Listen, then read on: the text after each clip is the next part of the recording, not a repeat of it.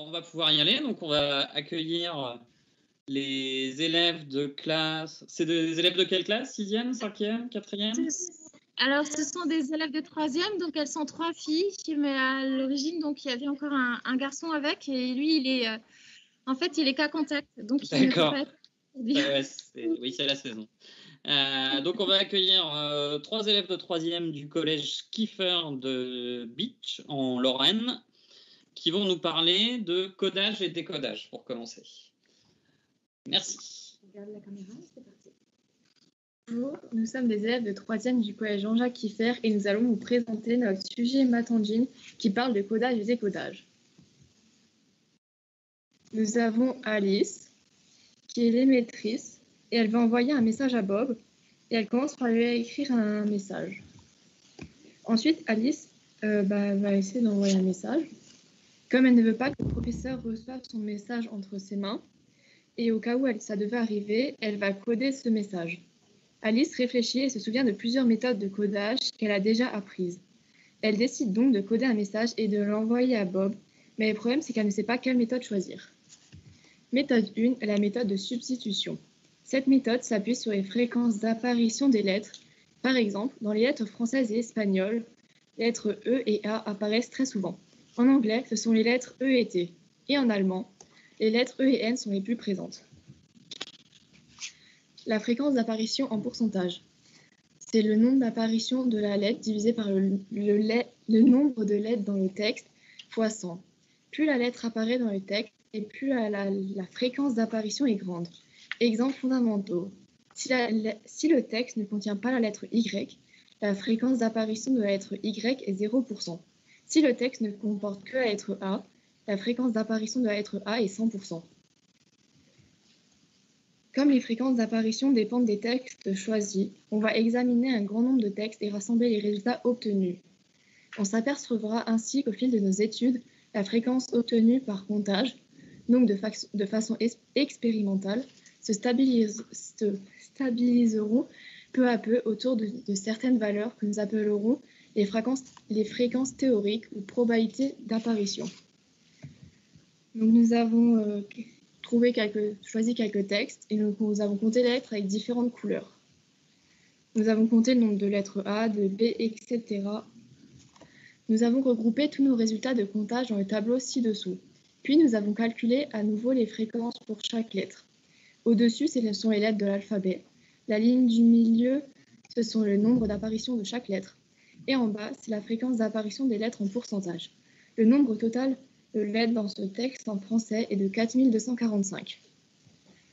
Pour un message secret rédigé en français. Par exemple, la lettre L est apparue 184 fois et sa fréquence d'apparition est de 4,33%. Alice, du coup, envoie un message rédigé à Bob. Et voici le texte rédigé par Alice. Pour chaque lettre du texte codé, on calcule la fréquence d'apparition et on compare le tableau ainsi obtenu au tableau de la page précédente. On peut ainsi émettre des suppositions. Donc en haut, c'est les lettres du texte codé. En dessous, c'est les lettres correspondantes dans le tableau qu'on a codé où on a pu faire des suppositions. Et à des endroits où nous n'avons pas pu faire de suppositions. Donc ça, c'est le texte traduit. Donc je crois qu'aujourd'hui, je ne vais pas à l'école. Pourquoi? Parce que j'ai mal à la tête, etc. La fiabilité de la méthode par substitution. Pour pouvoir décoder cette méthode, il faut connaître la langue d'interprétation et décoder des messages plutôt longs, pour que les fréquences observées se rapprochent des fréquences théoriques. D'autre part, il est très facile pour le professeur curieux de procéder comme Bob et de décoder lui aussi le message d'Alice. Donc, la méthode n'est pas fiable.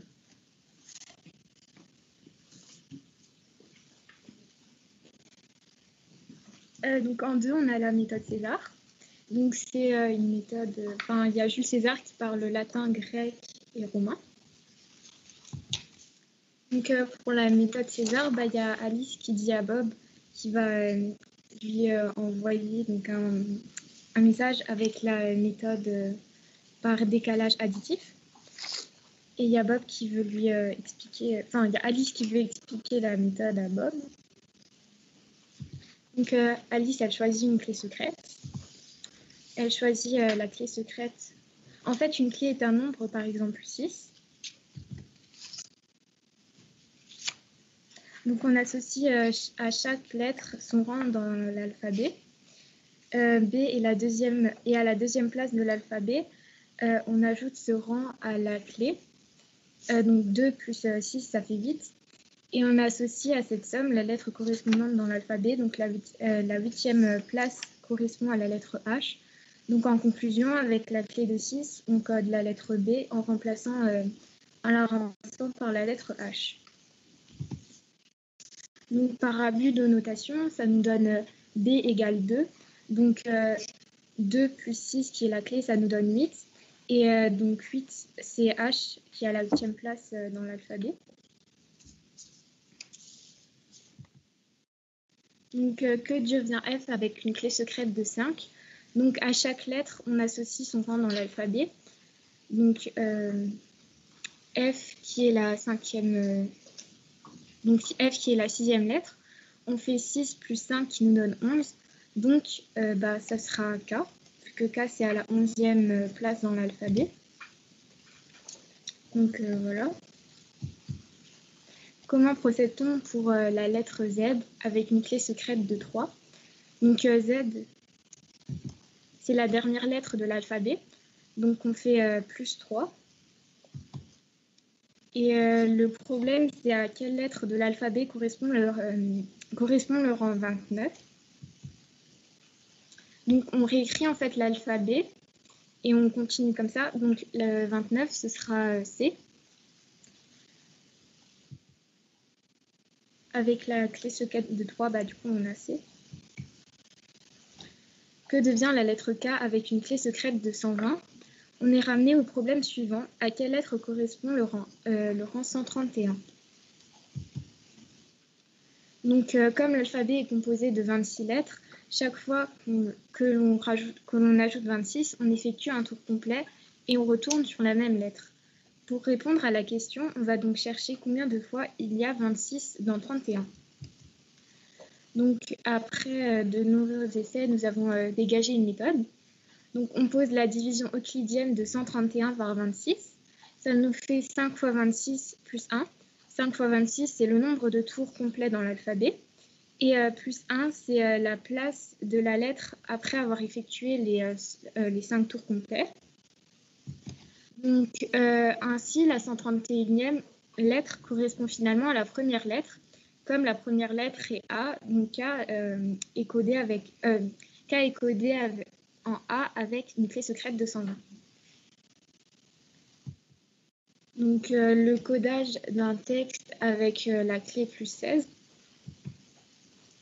On considère le texte suivant. Le temps, c'est comme un flocon de neige. Pendant qu'on se demande ce que l'on fait, ce que l'on va faire avec, ils font. Donc, on le code avec une clé secrète de 16 et on obtient ça, du coup. Le texte en tout. Donc, Alice, elle envoie à Bob. Combien de clés existent-ils? Donc, d'une façon générale, pour coder avec une clé n+, on doit poser la division euclidienne de n par 26. Donc, on fait n fois n égale 26 fois q plus r, où 0 est supérieur à r et r est inférieur à 26. On retiendra que coder avec la clé n+, c'est coder avec la clé r+, plus r, où r est le reste de la division euclidienne de n par 26. Comme r est compris entre 0 et 25, on en déduit qu'il y a 26 clés.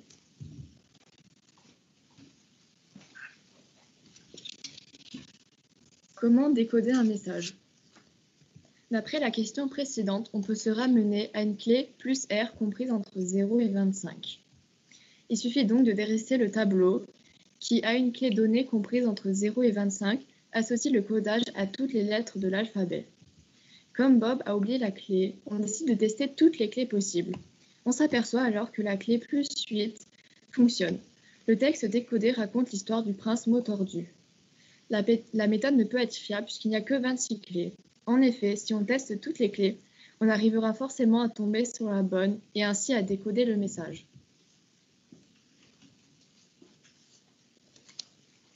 La méthode 3 par décalage multiplicatif. Cette fois-ci, on n'ajoute pas mais on multiplie la clé. Que devient la lettre F si Alice a utilisé une clé égale à 3? Et que devient ma tante Jean avec une clé secrète de 5? Donc si on multiplie par 5. Si on choisit la clé secrète 3, on rappelle que le F correspond à la 6e lettre de l'alphabet. On effectue donc la multiplication 6 fois 3 égale 18.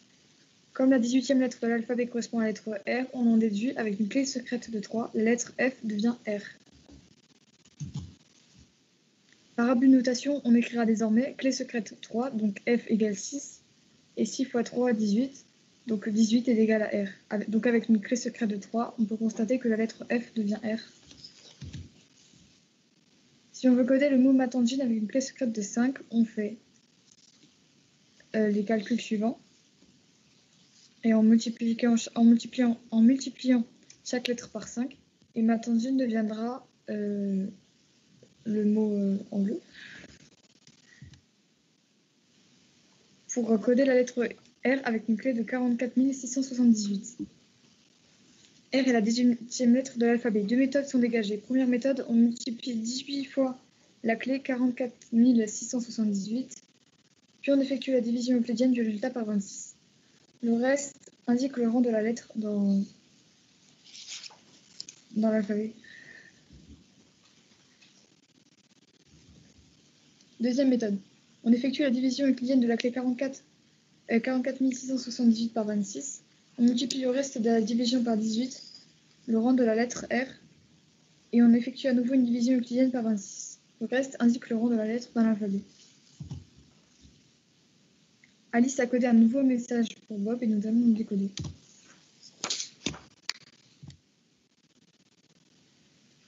Avant cela, on dresse le tableau de codage des lettres d'alphabet avec les différentes clés.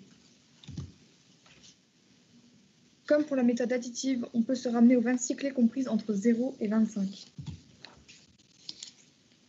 On remarque cependant qu'avec certaines clés, plusieurs lettres peuvent être codées en la même lettre. Par exemple, avec la clé multiplicative de 13, les lettres B, D, H, L, J et N sont tous codés en la lettre Z. On ne peut donc pas coder avec la clé 13, car si un mot codé contient la lettre Z, on ne saura pas si la lettre en clair est D, H, L, J ou N. Donc ça pourrait amener à faire des erreurs. On constate que seules les clés 1, 3, 5, 7, 9, 1, 15, 19, 21 et 25 transforment toutes les lettres de l'alphabet en des lettres distinctes. Il s'agit en fait des entiers plus petits et premiers avec 26, c'est-à-dire les nombres non divisibles par 26. On retiendra seulement ces clés afin de pouvoir décoder tous les messages. Alice et Bob ne trouvent pas cette méthode très fiable car il n'y a qu'un très petit nombre de clés possibles. Si le professeur essaie toutes les clés, il finira par tomber sur la bonne et il parviendra à décoder le message secret, ce qui ne rassure pas Bob et Alice. Méthode 4, la méthode de Blaise de Vigenère. Blaise de Vigenère. Blaise de Vigenère est né en 1523 à Saint-Pourçain-sur-Sioule et est mort en 1596 à Paris. Il a parcouru l'Allemagne, l'Italie et les Pays-Bas. Donc l'Allemagne, l'Italie et les Pays-Bas. Blaise de Vigenère était le secrétaire du duc de Nevers. Malheureusement, nous n'avons pas pu exploiter cette méthode faute de temps à cause des conditions et des restrictions sanitaires. Nous vous remercions pour votre attention. Merci. Est-ce qu'il y a des questions? Merci pour votre exposé. Alors, est-ce qu'il y a des questions d'élèves d'abord? Je vois le collège Alain Fournier, non? Allez.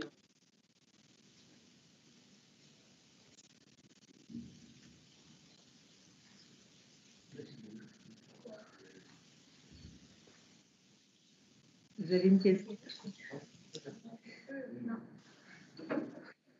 Alors, est-ce qu'il y a des questions, s'il vous plaît?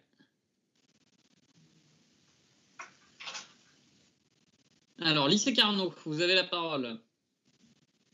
Alors, c'est pour savoir parce que j'ai pas bien compris la deuxième méthode pour le codage en multiplicatif.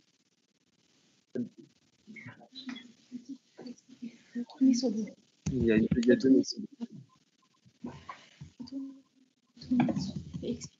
La méthode numéro 2? Dans la méthode 3, il y avait une méthode, voilà, la deuxième méthode là. La slide qui vient de passer. C'est la même chose que la méthode 2, on multiplie juste au lieu de ajouter. Par exemple, comme pour l'exemple là, on prend en compte le rang de la lettre F qui est en 6e place dans l'alphabet. Et c'est la classe de 3. Avec la méthode multiplicative, on multiplie par 3 et on obtient le 18e rang de l'alphabet et ça correspond à la lettre R. D'accord. Il y a d'autres questions? Ok, ouais. Est-ce qu'il y a d'autres questions, s'il vous plaît?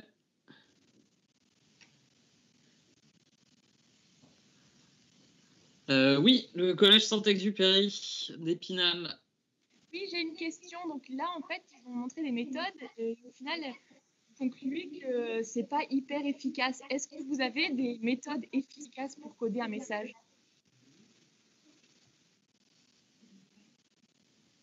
Non, il me semble que c'est Daniel, mais on n'a pas pu étudier. On ne sait pas.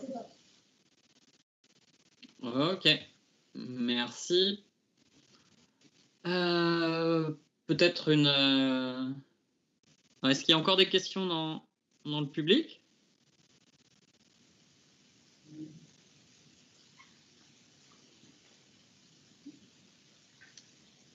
Ouais, lycée Carnot. Bonjour, excellente présentation. Je me demandais, du coup, on a un alphabet de 26 et du coup, si on prend des clés qui sont premières avec 2 et 13, j'ai bien compris, on n'obtient pas de redondance dans les lettres, c'est bien ça?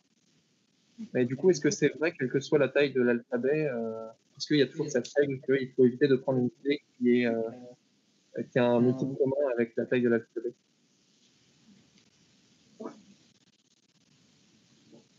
On a pu étudier avec 26.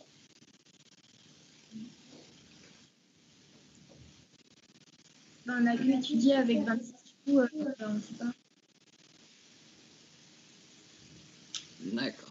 On a aussi une question de Pierre Rodin dans le chat qui a demandé si vous avez fait des tests réels. Genre, est-ce que vous avez essayé de coder un message d'une certaine manière et essayer de voir est-ce que votre professeur arrive à décrypter votre message? Oui. D'accord. Et qu'est-ce que ça a donné?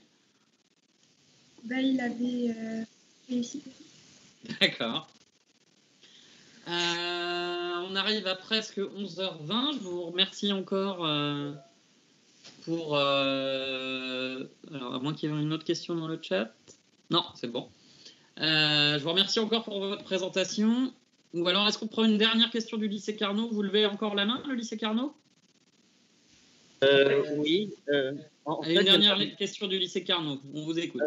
J'aimerais demander, est-ce qu'ils ont fait un programme qui codait automatiquement? C'est-à-dire que si on mettait un bloc de texte et on mettait par exemple la clé, et ça mettait automatiquement, ou est-ce qu'ils ont fait manuellement les messages? Est-ce qu'ils les ont codés manuellement?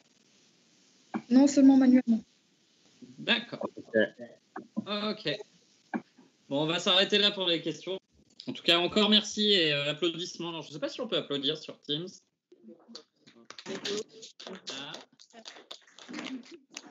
Ah oui, si on peut faire ça.